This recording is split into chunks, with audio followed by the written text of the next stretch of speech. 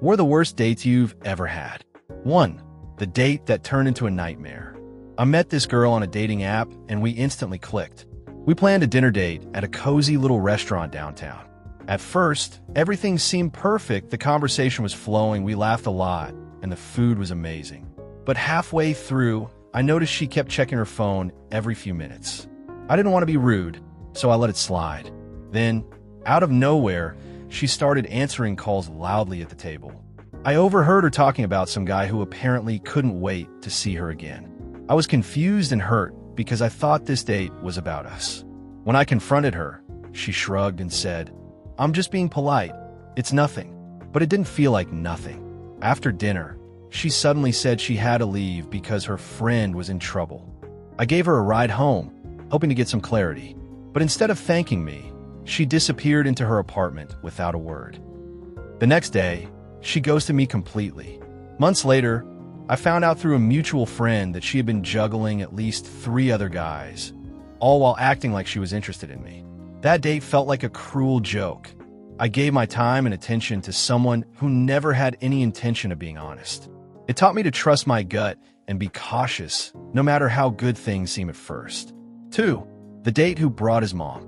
I was really excited to meet this guy I've been talking to online for weeks. We set up a casual coffee date at a local cafe. When I arrived, he seemed charming and funny, so things were going well until his mom showed up. Yep, out of nowhere, this woman, who looked like she could be my age, sat down at our table. He introduced her like it was totally normal. Apparently, she had just gotten out of surgery and needed company, so he decided to bring her along. I was stunned, but tried to keep an open mind. The whole time, I barely got to talk to the guy because his mom dominated the conversation, telling embarrassing stories about him, complaining about his exes, and even correcting his orders.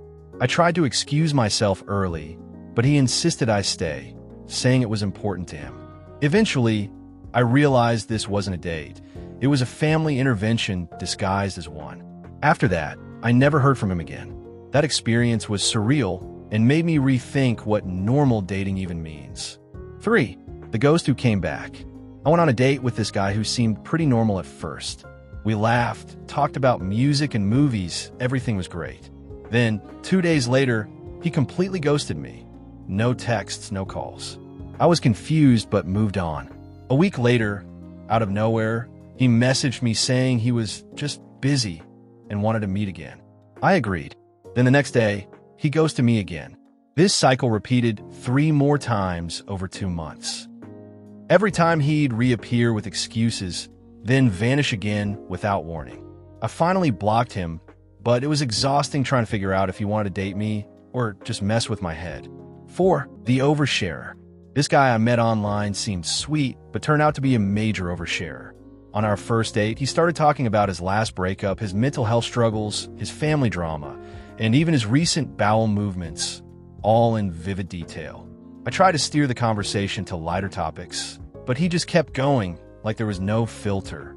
By the end of the night, I felt like I'd just attended a therapy session with someone I barely knew. Needless to say, there was no second date. 5. The clingy texter. I matched with this girl who was very cute, and our conversations were fun at first. But as soon as we set a date, her texting went from casual to relentless. She sent me messages every 5 minutes. "Are you awake? What are you doing? Why aren't you replying?" When we finally met, she acted the same way in person, constantly checking her phone, expecting me to reply instantly. I felt like I was on a leash, and it was suffocating. After one date, I had to tell her I wasn't interested. 6. The just a friend that wasn't. I was set up on a date by a mutual friend, and the guy promised it would be casual. When I showed up, he acted like we were already best friends, hugging me, making inside jokes I didn't understand. Halfway through, he told me, "I'm just here as a friend, but I'm definitely hoping for more." The mixed signals were confusing, and it felt like a weird power play. After that, I avoided any more friend dates. 7. The serial complainer. This guy was incredibly attractive, and I was hopeful. But as soon as we sat down, all he did was complain about his job, the weather, the food at the restaurant, and even the waiter. I tried to stay positive, but the negativity was draining. At one point, He even complained about me not laughing at his jokes enough. I got up and left. There's no way I wanted to be with someone who only saw the bad side of everything. 8. The forgotten birthday. I was dating this guy for a few months, and I thought things were going well. Then my birthday came around. I didn't expect a big celebration, but not even a text or a call. When I asked him about it, he said he forgot because he was busy.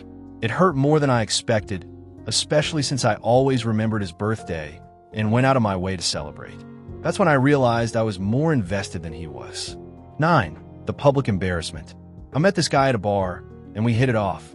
But on our second date, he got way too drunk and started making rude comments about other people around us. At one point, he loudly criticized the waitress for not being attentive enough, and then bragged about how much money he made. I was mortified and left early, never wanting to be seen with him again. 10. The ex came back. I was on a date when his ex showed up unannounced at the same restaurant.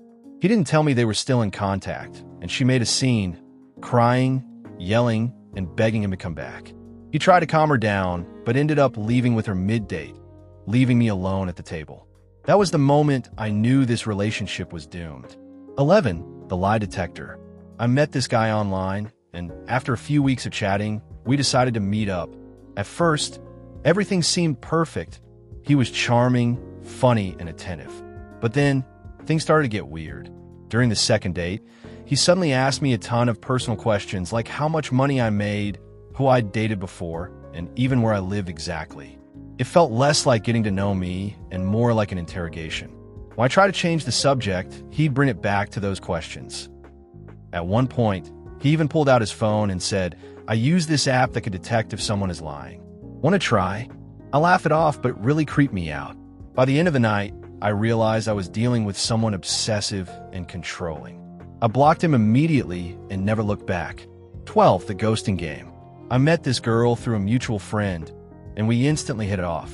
We texted nonstop for weeks, sharing our dreams, fears, and embarrassing stories. I thought she was the one, someone I could really trust. Then, one day she just vanished. No warning, no explanation, nothing.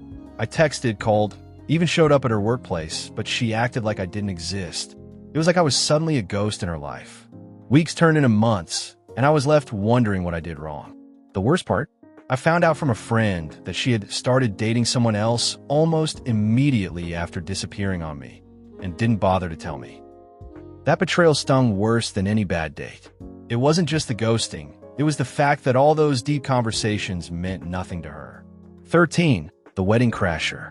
I once went on a date with a guy I met online who seemed charming and well-mannered. We decided to meet at a wedding where one of his close friends was getting married. I thought it would be a fun, romantic setting. At first, everything went well, dinner, dancing, and laughs. But then things took a bizarre turn. He started acting possessive and jealous, accusing me of flirting with other guests. I tried to calm him down, but he became more aggressive as the night went on. Then, right in the middle of the ceremony, he stormed out, yelling at me for making a scene. I was humiliated in front of everyone. The worst part?